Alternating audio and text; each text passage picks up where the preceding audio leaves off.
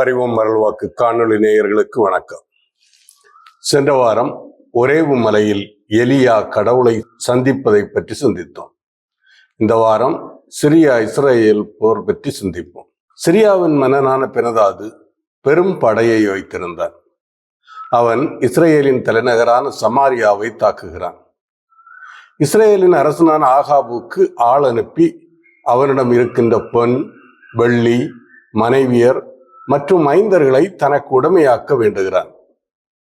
ஆகாபு அச்சத்தினால் அவற்றையெல்லாம் தருவதாக வாக்களிக்கிறார். ஆனால் பெனதாது அத்துடன் நிறுத்தவில்லை. ஆகாபுவிடம் இன்னும் அதிகமான கோரிக்கைகளை வைக்கிறான். நாளை இந்நேரம் என் அலுவலரை உன்னிடம் அனுப்புவேன். அவர்கள் உன் அரண்மனையையும் உன் அதிகாரிகளின் மாளிகைகளையும் சோதித்து உன் பார்வையில் விலை மதிப்புள்ள அனைத்தையும் கைப்பற்றி எடுத்துச் செல்வார்கள் என கூறுகிறான். பெனதாதுவின் கோரிக்கைகள் ஆகாபுவை ஆத்திரமடைய செய்கிறது. பெனதாது முதலில் கேட்டவைகளை தருகிறேன் என கூறிய பிறகும் அவன் மீண்டும் கோரிக்கைகளை வைப்பதை ஆகாபுவினால் ஏற்க முடியவில்லை. எனவே நாட்டின் பெரியோர்களை அழைத்து பேசுகிறார். அவர்களிடம் ஆலோசனை கேட்கிறார். சிரியாவின் மன்னனான பெனதாதுவை எப்படி கையாள்வது என அவர்களிடம் கேட்கிறார். இஸ்ரேலின் பெரியோர்கள் பெனதாதுவின் கோரிக்கைகளுக்கு செவி கொடுக்க வேண்டாம் என அறிவுறுத்துகின்றனர். ஆகாபு அவர்களின் ஆலோசனைக்கு செவி கொடுக்கிறார். பெனதாதுவிடம் தூதர்களை அனுப்பி, நீர் என்னிடம் முதல் முறை சொல்லி அனுப்பியவாறு நான் யாவற்றையும் செய்து தருவேன். ஆனால் இம்முறை நீர் கேட்பவற்றை என்னால் தர முடியாது என செய்தி அனுப்புகிறார். ஆகாபுவின் பதில் பெனதாதுவை கோபமடைய செய்கிறது.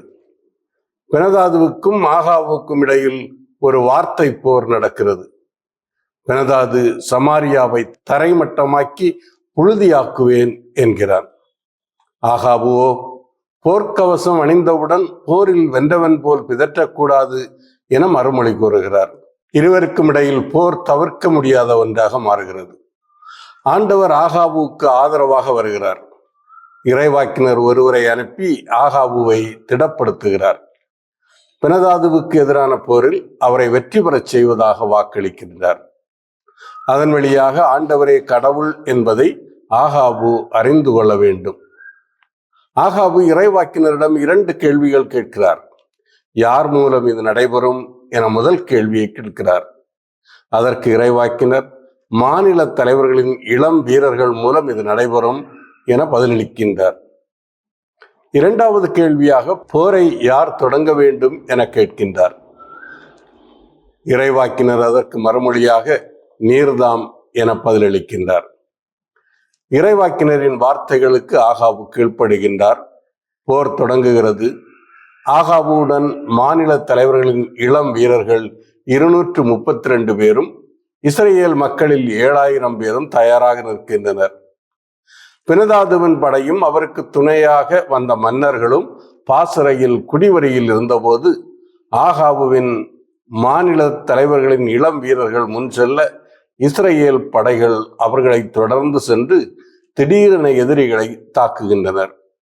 சிரியர் படைகள் புறமுதுகு காட்டி ஓடுகின்றனர். இஸ்ரேலின் படைகள் அவர்களை துரத்தி சென்று குதிரைகளையும் தேர்களையும் கைப்பற்றி பலரை கொன்று குவிக்கின்றனர். இறைவாக்கினர் கூறியது போல ஆண்டவர் இஸ்ரேலை வெற்றி பெறச் செய்கின்றார். போரில் புறமுதுகு காட்டி ஓடினாலும் சிரியர்கள் மீண்டும் படைகளை திரட்டிக்கொண்டு இஸ்ரேலுக்கு எதிராக போரிட வருவார்கள் என இறைவாக்கினர் ஆகாபுவை எச்சரிக்கின்றார். எனவே இஸ்ரேல் மன்னனும் அதற்காக தன்னை தயாரிக்க வேண்டும். இறைவாக்கினர் அரசரிடம் வந்து, நீர் போய் உம் படை வலிமையை மிகுதியாக்கி கொள்ளும். அடுத்த இளவேனிற் காலத்தில் சிரியாவின் மன்னன் மீண்டும் உம்மோடு போரிட வருவான். அதற்குள் நீர் செய்ய வேண்டியதை பற்றி சிந்தித்து பாரும் என்கிறார். பண்டைய காலத்தில் இளவேனிற் காலத்தில் அரசர்கள் போருக்கு செல்வது வழக்கமாக இருந்தது. எனவே இது வழக்கமான ஒன்றுதான். இறைவாக்கினரின் வார்த்தைகளுக்கு கீழ்ப்படிந்து ஆகாபு அரசர் தனது படைகளை வலிமைப்படுத்திக் கொள்கிறார். இந்த நேரத்தில் சிரியாவிலும் சில நிகழ்வுகள் நடக்கின்றன. பெனதாதுவின் ஆதரவாளர்கள் அவன் ஒரு பெரிய இராணுவத்தை கட்டி அமைக்க வேண்டும். அப்படி செய்தால் இஸ்ரேலை தோற்கடிக்கலாம் என ஆலோசனை கூறுகின்றனர். அது மட்டுமல்ல, இஸ்ரேலின் கடவுள் மலைகளின் கடவுள் என அறியப்பட்டவர். கடந்த முறை மலைப்பகுதிகளில் போர் நடந்ததால் அவர்கள் நம்மை விட வலிமை மிகுந்தவர்களாக இருந்தார்கள். இந்த முறை நாம் சமவெளியில் அவர்களோடு போரிட வேண்டும். அவ்வாறு செய்தால் அவர்களை விட நாமே வலிமை மிகுந்தவர்களாக இருப்போம் என கூறுகின்றனர். எனவே பினதாதுவிடம் அவர்கள், நீர் இழந்துவிட்ட படைக்கு சமமான படையை மீண்டும் திரட்டிக் கொள்ளும். குதிரைக்கு குதிரை, தேருக்கு தேர் அதே அளவில் திரட்டிக் கொள்ளும். சமவெளியில் அவர்களோடு போரிட்டால் நாமே அவர்களை விட வலிமை மிக்கவராய் இருப்போம் என்பது உறுதி என்கின்றனர்.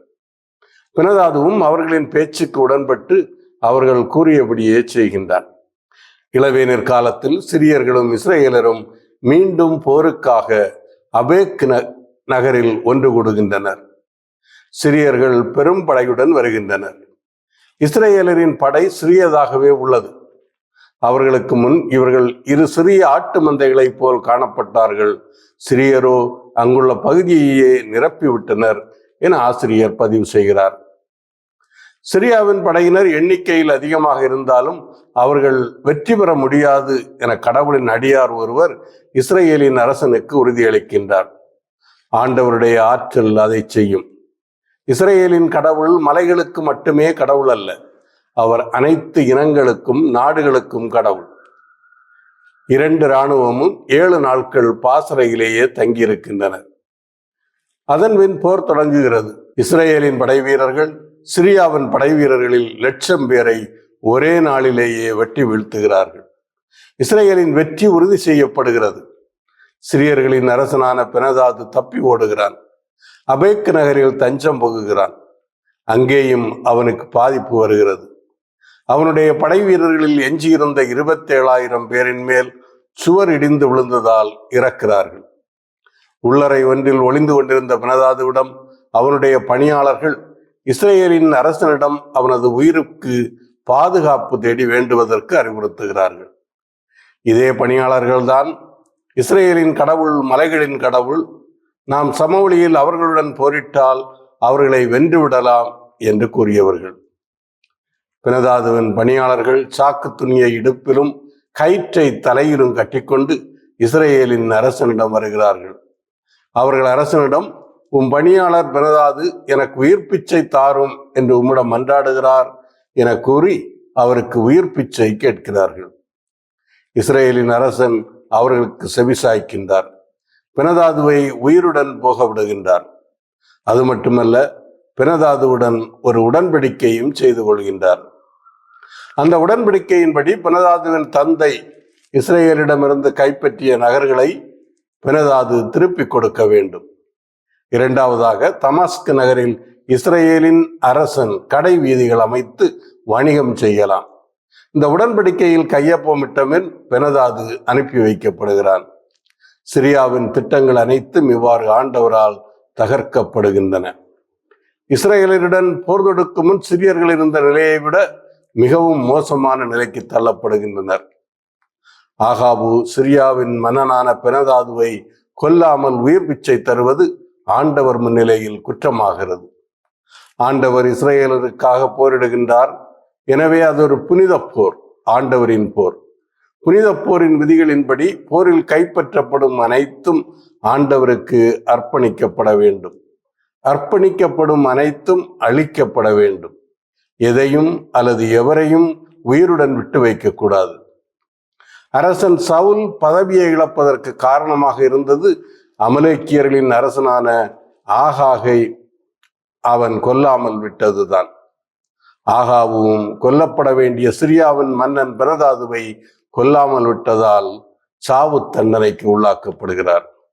ஆசிரியர் 2 உவமைகள் வழியாக ஆகாபுவின் தண்டனை சரியானதுதான் என கூறுகிறார். முதல் உவமை கீழ்ப்படிதலின்மையை குறிக்கிறது. 2 சாமுவேல் பிரிவு 12 1 முதல் 7 வரை உள்ள இறைவாக்கியங்களை அடிப்படையாக கொண்டு இந்த உவமை வருகிறது. இறைவாக்கினர் ஒருவரின் வார்த்தைகளை மதிக்காத இன்னொரு இறைவாக்கினர் மரண தண்டனையை பெறுகிறார். ஒரு சிங்கம் அவரை கொல்கிறது. இன்னொரு மனிதன் இறைவாக்கினருடைய வார்த்தைகளுக்கு கீழ்ப்படுகிறார், அவர் பாதுகாக்கப்படுகிறார். அதன்பின் இறைவாக்கினர் தன்னை மறைத்து கொண்டு அரசனின் முன் தோன்றுகிறார். அரசனிடம் ஒரு உவமையை கூறுகிறார். இந்த உவமை போரில் பின்பற்றப்பட வேண்டிய நடைமுறைகளை மையமாக கொண்டது. அரசன் அதற்கு நீதி வழங்க வேண்டும் என அவரிடம் கேட்கிறார். போரில் ஒரு வீரனுக்கு ஒரு பொறுப்பு அளிக்கப்படுகிறது. அந்த பொறுப்பிலிருந்து தவறினால் அவன் கொல்லப்படுவான் என்றும் அவனுக்கு கூறப்படுகிறது. ஆனால் அவன் அதை செய்ய தவறிவிடுகிறான். அவனை என்ன செய்வது? எது சரியானது? அவனை மன்னித்து போக விடுவதா, அல்லது அவனுக்கு கூறப்பட்டது போல் அவனை கொல்வதா? அவன் கொல்லப்படுவதுதான் சரியானது என அரசர் பதிலளிக்கிறார். இறுதியில் இறைவாக்கினர் அரசனுக்கு தன்னை வெளிப்படுத்துகிறார். தனது செயலுக்காக அவர் தண்டிக்கப்படுவார் என கூறுகின்றார். நடப்பது புனித போர் என்ற முறையில் தன்னிடம் கையளிக்கப்பட்ட பெனதாதுவை அவர் கொன்றிருக்க வேண்டும்.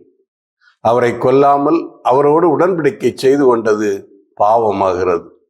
அதனால் பெனதாதுவுக்கு கொடுக்கப்பட வேண்டிய தண்டனை ஆகாபுவுக்கும் அவனை சார்ந்தவர்களுக்கும் கொடுக்கப்படும். அரசர்கள் நூலில் வருகின்ற ஒரு முக்கியமான கருத்து கீழ்ப்படிதல். கீழ்ப்படிதல் மிகவும் முக்கியமானது. இறைவாக்கினர்களுடைய வார்த்தைகளாக இருந்தாலும் சரி, புனித போராக இருந்தாலும் கீழ்ப்படிவதுதான் அவர்களுக்கு வாழ்வை கொண்டு வரும். மீண்டும் அடுத்த வாரம் சந்திப்போம்.